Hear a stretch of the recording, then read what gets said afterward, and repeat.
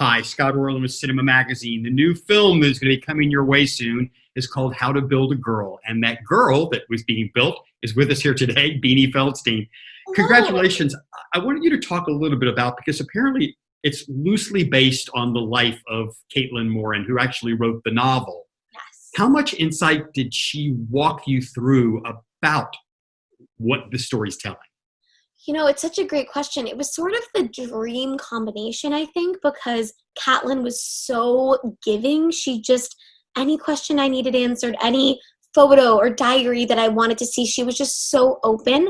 But she also at the same time said to me, you know, the character is not Caitlin at 16. The character is Johanna Morgan. It is a fictionalized character that is infused with so much of me and so much of my journey at that time. And she was, you know, a 16-year-old journalist from Wolverhampton who made her way into this like boys' world of London music.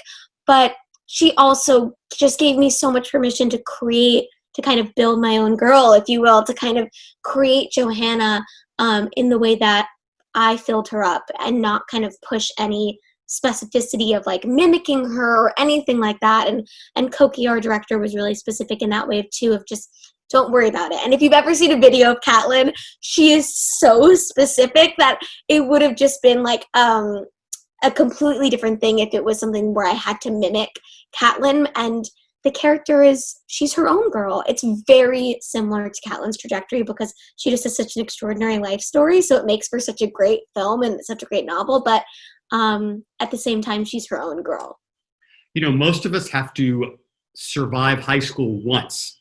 You've done it several times now, Booksmart, and now with How to Build a Girl. How much does that high school experience resonate with you? Is one more accurate than the other? Oh, you know, it's such a good question. I think I'm very proud of this sort of trio of films that I've been lucky enough to be a part of with, and Lady Bird and then Booksmart and How to Build a Girl. I think when I was growing up, there were so few films that were coming of age narratives about women, about young girls that had different flavors, different tones, different comedic styles, different energies. And I think the more the better. That's kind of my philosophy on all storytelling, is the more stories we have about each individual subject, the more fleshed out and complex society's view of that subject is. So I think just the more the better. And so in some ways, each of them I relate to so specifically. I think my high school was probably most like Booksmart, just because I grew up in LA going to a very kind of similar style and aesthetic high school, just as far as that goes. But there's a part of my, you know, teenage self in each of these girls that I've been lucky enough to inhabit. And they've also each taught me things about myself through playing them, which is always kind of the most unique experience of being an actor. You're like, I'm learning a lesson about myself that I didn't know. So that was kind of the most exciting thing. I think specifically about Johanna too. It was just, I go so far from my own life experience, right? Like 90s in England and Wolverhampton and becoming a rock journalist and all of these things that couldn't be farther from my LA kind of upbringing. And yet the feelings are the same. The emotional journey is the same. And I think that's the beauty of great storytelling, is you can just lock into a feeling and it all of a sudden becomes so universal, even though it's such a specific story of one girl's journey. If there's something that we all kind of have in common in a way, it's our bedrooms are sacred ground for our fantasy life. Yes. Somehow when we close that door, anything is possible. Yes. And especially for you, Johanna, in that bulletin board she has where her heroes are kind of there guiding her. So if we were to go into Beanie's bedroom, who would the heroes be that would be up on your wall that would be guiding you? Oh, it's such a great question. I totally agree. I feel like every teenager's room is like a time capsule, or like just like a cracking open of their brain and kind of looking at it on a wall. So as you said in the film, Johanna speaks to her heroes and they speak back to her, sort of like Harry Potter style, when the portraits on the wall talk back to her. And it's this really kind of magical component to the film that I love, this externalization of her inner monologue. And we also got British heroes to come be on the wall, which was amazing. Just like the most extraordinary talent up there. For me personally, if we went upstairs, right now you would see Carole King, Barbra Streisand, Stephen Sondheim, Eleanor Roosevelt, Shonda Rhimes, Sandra Oh. In college, I became sort of in love with August Wilson's plays and read them all. And so maybe that's a little bit later, but still very much included. Who else? Adele, James Taylor, Joni Mitchell, that kind of era. The Mamas and the Papas. Yeah, I think that's. Well, kind of following up on that a little bit, because of this incredible career trajectory that Joanna gets to go on as her alter ego, she gets to meet some really cool musicians. So I was just wondering for you, if I gave you the opportunity to sit down and you could have a dinner and an interview with one musician, who would be the person that you'd want to ask questions to?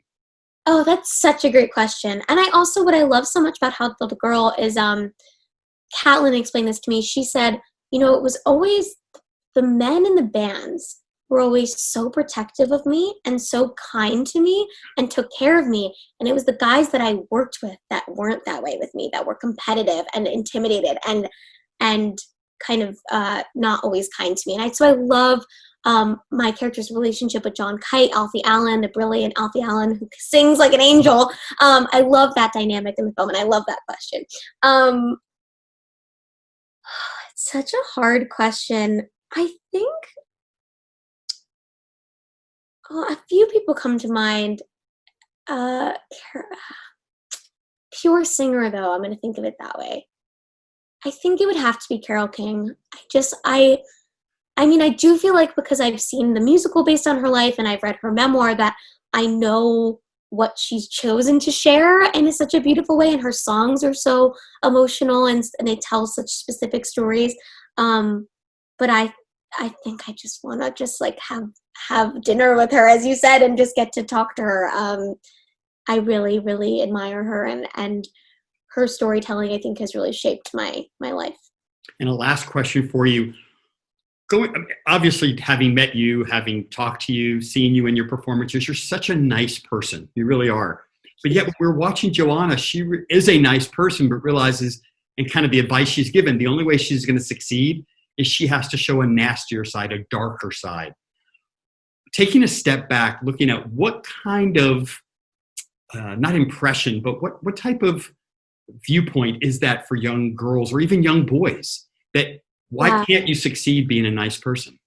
It's such a beautiful question, and it's also really kind of such a huge theme in the film. You start out with this really kind of joyful, optimistic, buoyant girl who loves the world, and then she's thrown into this huge opportunity that, something that I always came back to playing the part was, this is a means to an end. She needs this job as much as she wants the job, and it's her passion and her love of writing. It's also her family needs the money, so she needs to keep this job.